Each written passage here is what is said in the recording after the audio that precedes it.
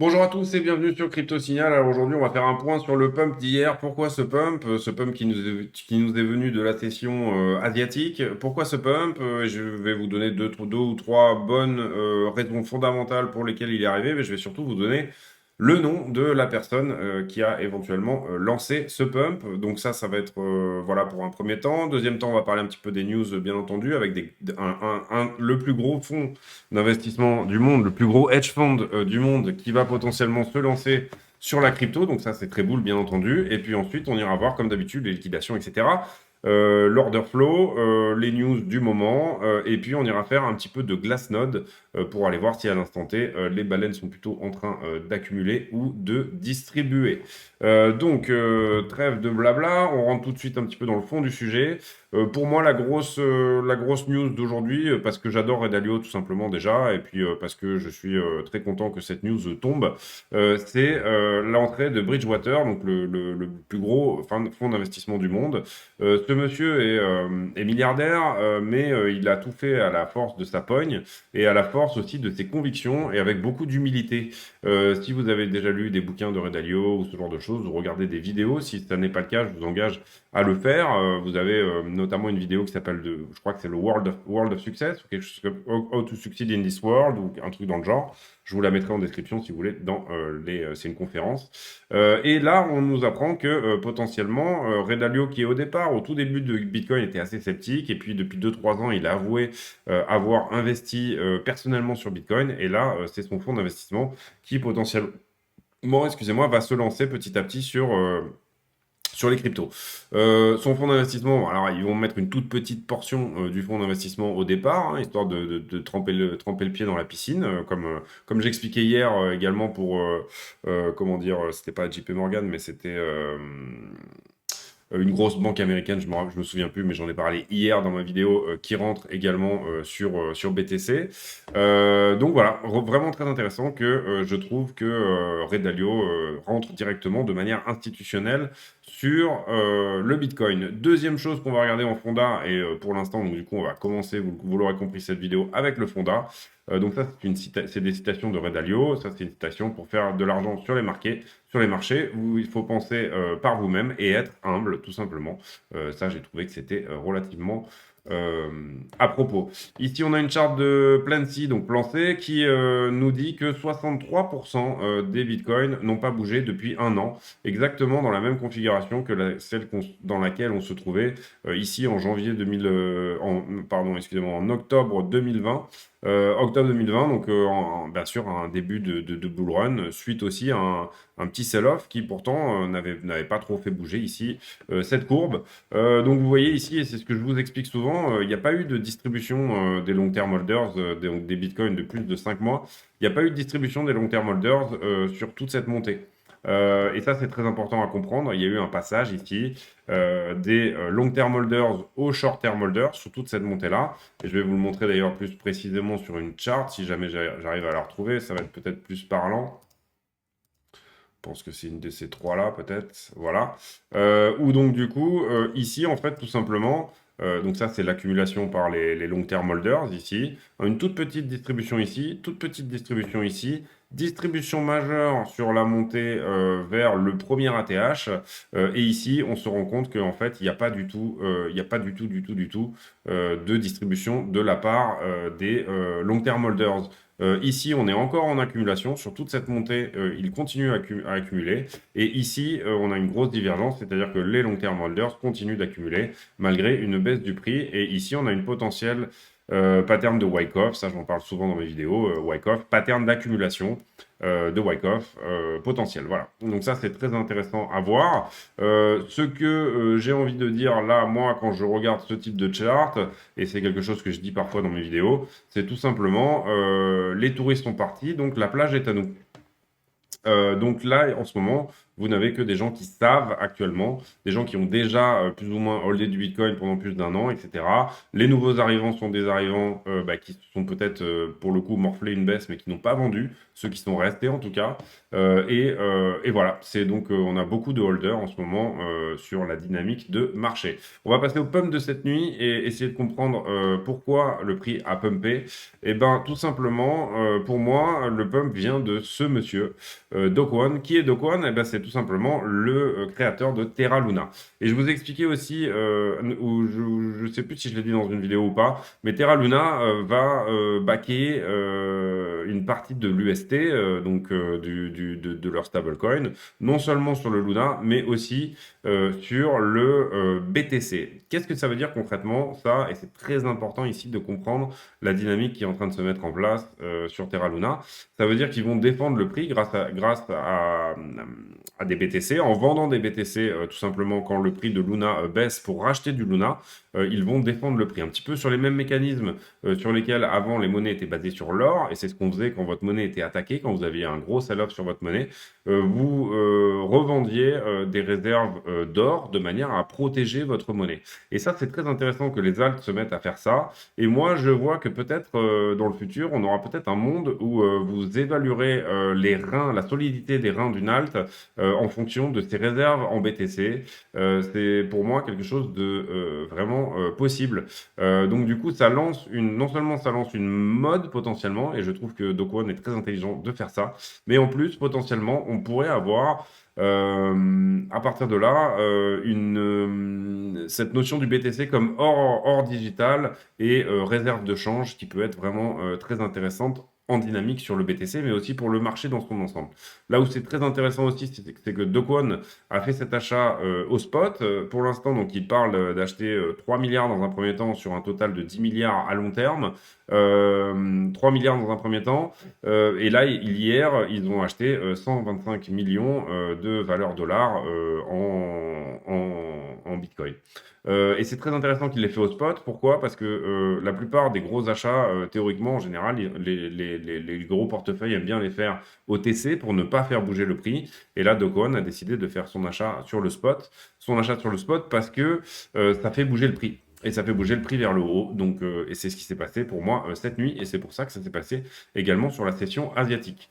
Donc, on a eu probablement beaucoup d'achats en Corée, puisque cette news a été fortement relayée en Corée, hein. C'est plus ou moins un héros national, Do Kwon en Corée. Et puis, on a eu potentiellement une partie des Asiatiques, etc., qui ont suivi cette news qui est très bullish, le fait qu'il passe à l'action, que Do Kwon dise j'avais dit que je le ferais, je le fais.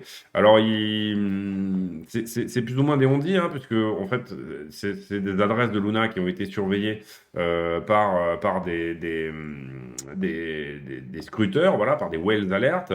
Et là, ils ont vu qu'il y avait 125 millions qui avaient bougé. Ensuite, ils ont vu qu'effectivement, il y avait eu un achat au spot sur Binance de 125 millions de dollars. Voilà, donc ça c'est ce qui a lancé le petit rebond d'hier. Je pense que vous comprendrez la dynamique de cette idée de réserve de change éventuellement et de Bitcoin comme un moyen de protéger votre alt et éventuellement à un moment donné que tout le monde se dise combien de Bitcoin a cette alt pourra vouloir dire à quel point les prix vont être défendus par la suite. Donc ça c'est très intéressant, nouvelle dynamique que je trouve vraiment très intéressante. Ensuite, on va passer quand même à l'action de prix. On n'a pas encore regardé la charte de Bitcoin, donc on va passer à ça. Vous voyez qu'aujourd'hui, j'ai commencé par le Fonda pour voir si ça vous plaît. D'ailleurs, si ça vous plaît ou pas, n'hésitez pas à me le dire en commentaire. En général, je commence par l'action de prix. Qu'est-ce qui s'est passé? On a cassé ici cette ligne blanche. Pour moi, clôturer, faire une vraie clôture au-dessus de ce dernier niveau serait très boule, hein. C'est-à-dire que ça nous permettrait de dire qu'on a créé un W, hein, une structure de retournement ici. Si jamais on clôture, là vous voyez qu'on joue avec un petit peu, hein, on joue avec nos nerfs un petit peu. Pour moi, si on regarde le prix en court terme, je ne vais pas vous refaire tout le triangle ascendant, etc. Si jamais toutes ces visions graphiques que je vous donne là vous intéressent. Voilà, on est dans un triangle ascendant, les targets sont là, etc. Ça fait un moment qu'on suit aussi d'autres figures, voilà, mais c'est très important ici, cette figure pour moi est la plus importante du moment. Donc du coup, potentiel W, donc potentiel structure de retournement de marché. Ça ne veut pas dire qu'on peut faire ici un plus bas par rapport à celui-ci, hein, mais potentiel structure de retournement en tout cas. Tout ça est très boule.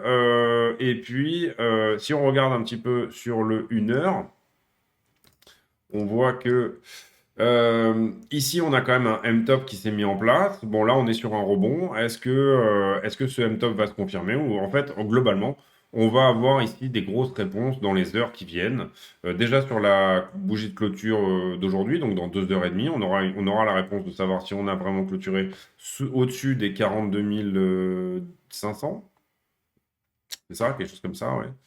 Ouais, c'est ça, 42 600. Ou alors, si jamais on clôture par contre à l'inverse en dessous des 41 900, vous voyez que ça fait plusieurs semaines, plusieurs moments que je vous parle de cette barre là ici, autour des 42, et que bah, là on s'est arrêté dessus, ici on fait une déviation autour, mais vous voyez que sur la montée là, si on regarde en 1 heure, eh ben, on s'est arrêté là.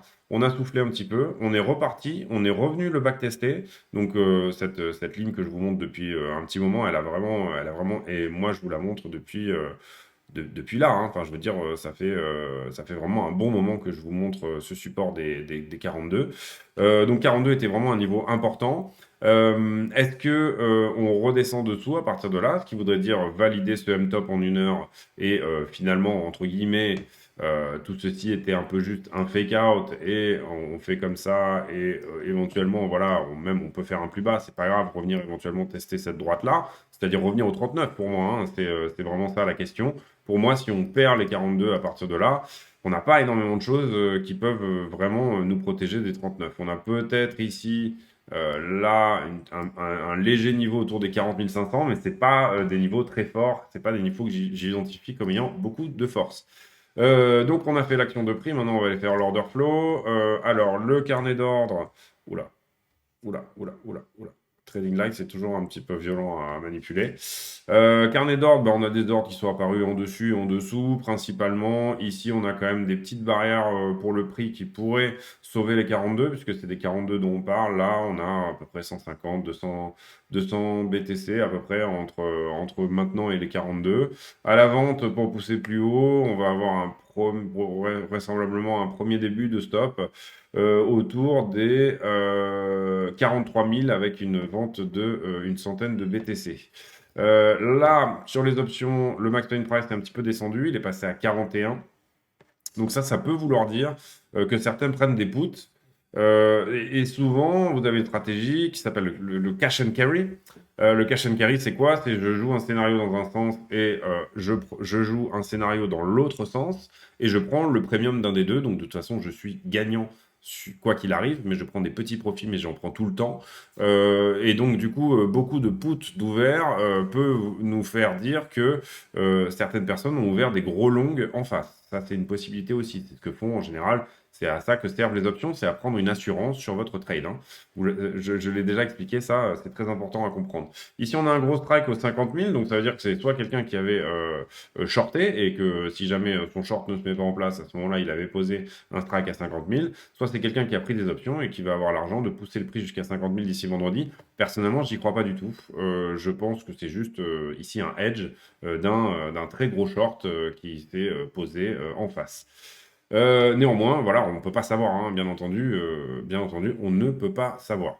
Là, ici, j'ai nettoyé un petit peu le graphique pour vous montrer les prochains niveaux à prendre. Je vais vous expliquer un petit peu comment je conçois ici cette montée. Donc, on a fait la vidéo hier à peu près par là. Entre-temps, on a eu ce gros pump qui s'est principalement construit ici sur du long, hein, vous le comprenez. C'est pour ça que j'ai noté ces deux niveaux-là ici à prendre. Du long parce que le funding est positif. Le funding, c'est le taux d'intérêt variable pour avoir le droit de shorter en levier, vous payez un taux d'intérêt. Si jamais il y a majorité de longueur, ce taux d'intérêt est positif, c'est-à-dire que si vous longuez, vous le payez. Si jamais il y a une majorité de shorters, admettons que vous soyez en longue, il y a une majorité de shorters, du coup vous allez être payé pour shorter, c'est-à-dire que le taux d'intérêt va être négatif pour vous. Donc du coup, ici c'est très intéressant de voir qu'on a eu énormément de contrats d'ouvert. Ici sur cette petite correction, énormément de contrats qui se ferment, donc on a beaucoup de longues ici qui se sont fait prendre. Tous ceux qui étaient montés remonter là, ici, sur cette montée-là. Et puis, ici, à nouveau, du short. Donc là, on a un point de short à prendre qui sera important à prendre et qui sera peut-être pris d'ailleurs. Donc là, vous voyez, le nombre de contrats augmente et le funding diminue. Donc tout ça, c'est construit sur du short. Tout ça était potentiellement des shorts à prendre et certains ont été pris d'ailleurs directement sur la montée. Et puis là, le prix se retourne, mais pas très violemment, je trouve. Enfin, quand même, si, ouais, enfin, 500 dollars, c'est pas non plus énorme. Le prix se retourne, mais par contre, je trouve que beaucoup plus de contrats sont fermés. Donc peut-être des positions ici en longue qui se clôturent, des gens qui prennent profit, c'est possible si les contrats se ferment. Ensuite, à partir de là, on a le funding qui remonte. Donc tout ça, c'est fait plutôt, toute cette partie-là, c'est fait plutôt sur du long, et c'est pour ça qu'on est venu ici les chercher. Vous comprenez qu'ici, tout le long, au fur et à mesure que ça longuait, on est venu juste après, le prix s'est retourné et elle est chercher ces longueurs-là. Ici, pourquoi j'ai noté cette barre-là? Parce que moi, j'aime bien noter les grosses positions, c'est-à-dire qu'ici, il y a une grosse position qui s'est ouverte, ça paraît évident. Le funding était totalement, sur les petites positions, le funding était totalement positif et d'un coup, il devient négatif. Donc, du coup, ça veut dire qu'il y a une grosse position ici à prendre en short parfaitement à ce niveau-là même. Voilà, donc potentiellement, même que là, elle a été prise. Vous comprenez que quand je vous mets les niveaux ici, les prix de liquidation ou les stops sont légèrement au-dessus, hein. Vous ne mettez pas un stop à zéro quand vous shortez une grosse position comme ça. Vous avez soit un prix de liquidation, c'est-à-dire que vous mettez tout votre collatéral en jeu, soit un prix de liquidation au-dessus à 1%, 2%, si vous êtes en levier fois 25 par exemple, 4%. Donc du coup, ensuite, on passe sur iBlock. iBlock, on va faire un petit refresh. Qu'est-ce qui se passe sur iBlock? Eh bien, tout simplement, là, c'est la grosse position dont je vous parlais, là, qui a été ouverte. Donc, du coup, iBlock l'analyse comme 3 positions maintenant. Apparemment, ils ont changé leur algorithme et du coup, à chaque fois, les grosses positions sont ouvertes en 3 pans. Au début, je trouvais ça curieux et puis, en fait, maintenant, j'ai compris que c'était juste l'algorithme qui fonctionnait comme ça. Donc, du coup, 3 pans. Donc, ce levier pourrait avoir été ouvert en x100, en x50 ou en x25.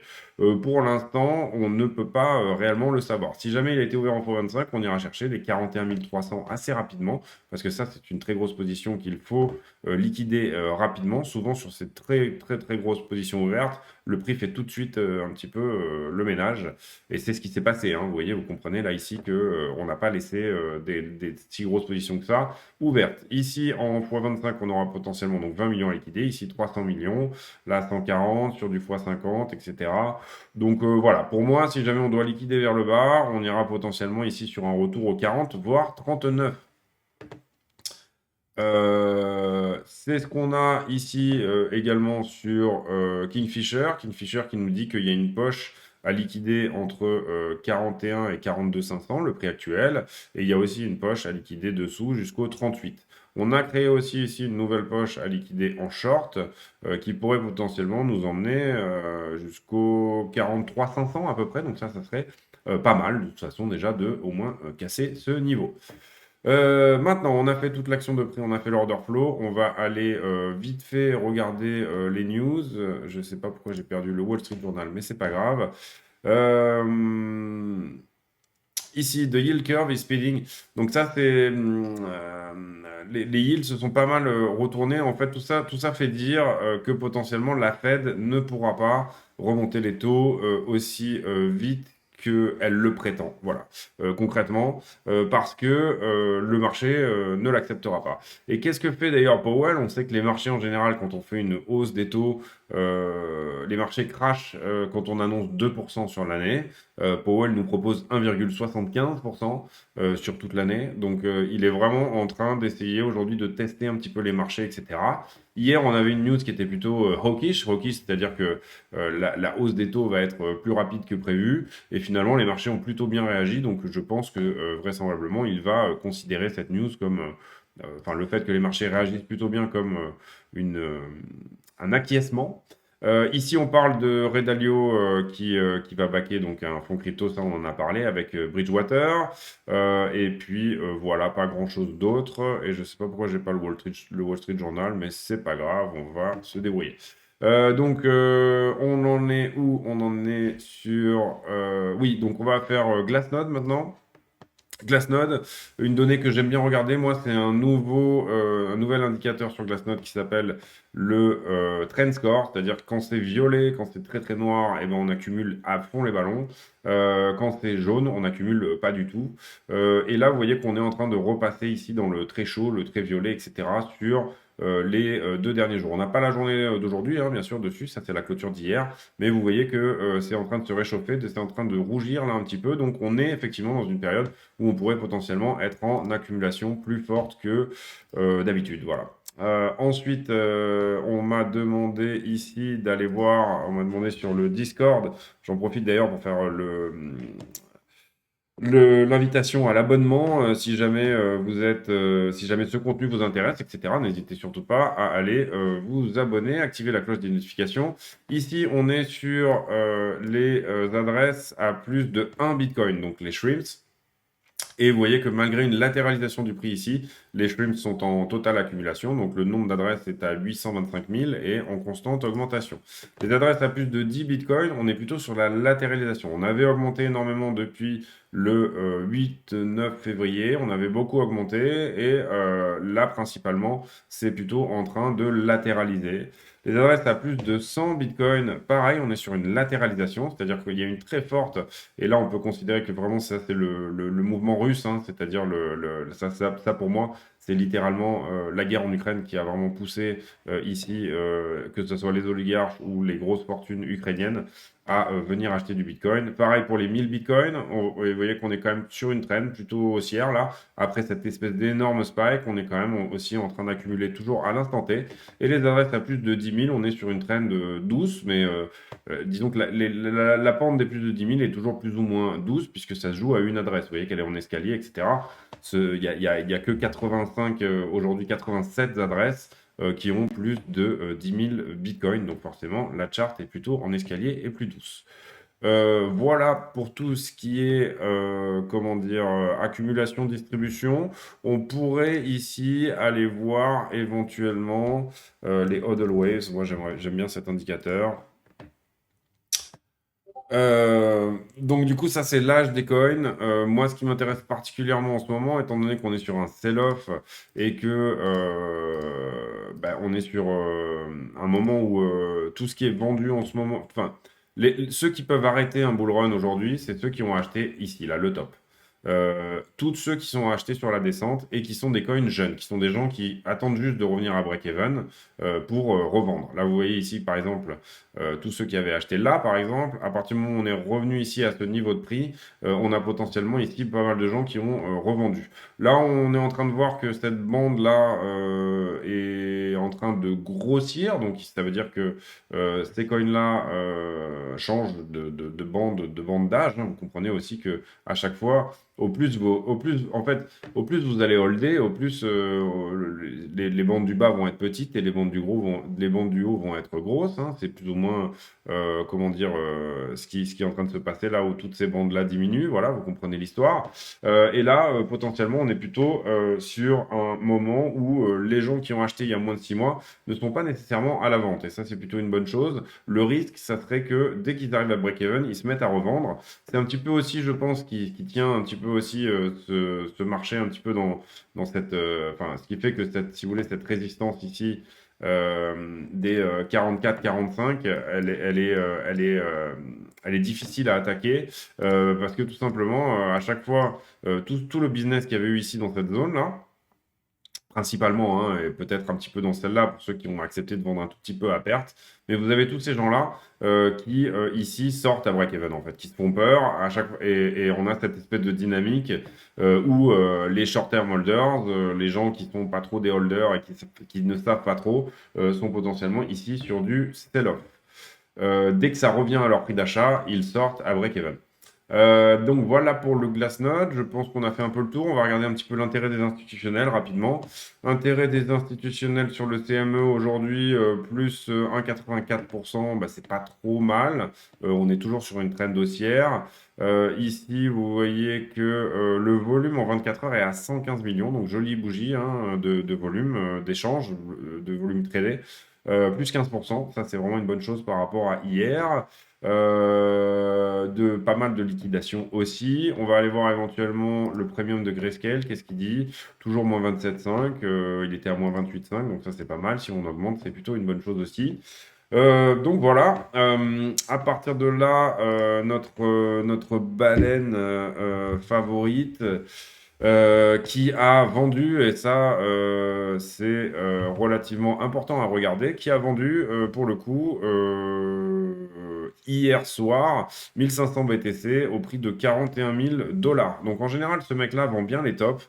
Donc ça, pour le coup, je dis méfiance. Regardez bien comment ce portefeuille a été géré, si jamais ça vous intéresse. Assez bon, vous voyez qu'ici, il y a eu... C'est quelqu'un qui distribue très bien, voilà. C'est une très très belle adresse, très bien gérée. Et en général, quand il vend, il y a une raison. Et ça appelle aussi à potentiellement un tout petit début de distribution, puisque ce mec-là a acheté, lui, il est deep, hein, il a acheté à 33. Donc bien évidemment que revendre ici un petit peu à 41 n'est pas stupide à l'instant T. Moi, j'attends personnellement plutôt les 44 pour refaire une première salle de vente. Mais c'est vraiment pas stupide ici de revendre à 41. Donc à partir de là, on revient ici sur l'action de prix. BTC à 42, on est en train de nous donner la possibilité éventuellement ici de clôturer sous au-dessus des 42 500. Ça serait vraiment une très très bonne chose que ça se passe comme ça. N'oubliez pas qu'il y a cette poche de 39 quand même. Donc on va peut-être, hein, je dis peut-être, attention, avoir le droit ici à un aller-retour gratuit comme ça. Voilà, ça c'est possible. Malheureusement, pour casser après à la hausse ou à la baisse, hein. Encore une fois, je donne pas je dis juste que cette figure est en général à 62% bullish. Ça donne 12% de plus pour cette figure, mais c'est tout ce que je dis. À partir de là, moi, je regarderai tous les jours l'open interest, le funding et les news pour essayer de me dire où ira le prix demain.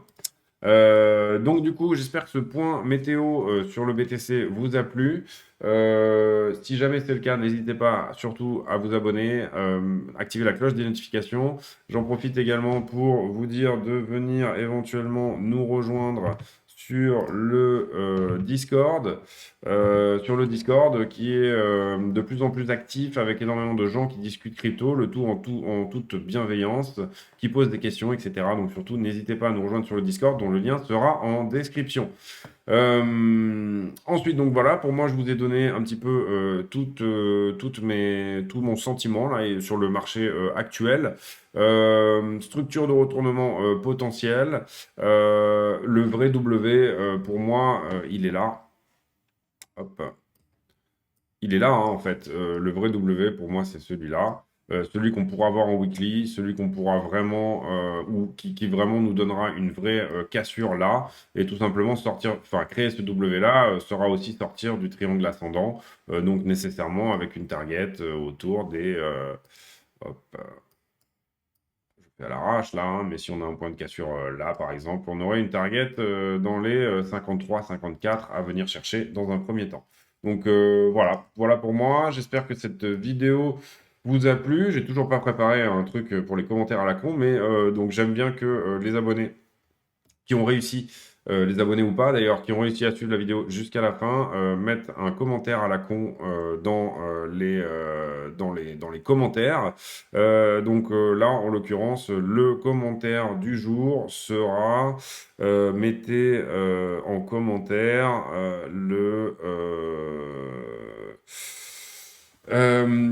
tiens, si vous avez quel est pour vous votre plus gros défaut, euh, principalement sur le trading ou en tout cas l'appréhension à l'argent, voilà. Quel est pour vous ce que vous pensez être votre plus gros défaut? voilà, il va y avoir des gens pour qui ça pourrait être l'orgueil parce ils vont réussir 3 trades et ils vont se prendre pour le trader ultime. Voilà, ça peut être des gens également qui sont impatients. Ça peut être, voilà. Quel est votre défaut? Qu'est-ce que vous pensez être votre défaut? Merci à vous pour votre écoute. Je vous souhaite une excellente soirée à tous. Ne vous inquiétez pas, un jour ce sera la Lambo. On est plutôt bien parti pour. Comme je vous dis, en ce moment, on est vraiment sur un marché sur lequel c'est pas les touristes qui sont là. Donc bravo à vous d'être encore là, encore en train de suivre des vidéos, etc. de plus de 30 minutes tous les jours pour vous informer là-dessus. Les meilleures périodes pour apprendre, c'est celle où le marché est difficile. Je vous souhaite une bonne soirée. Merci de m'avoir suivi et salut.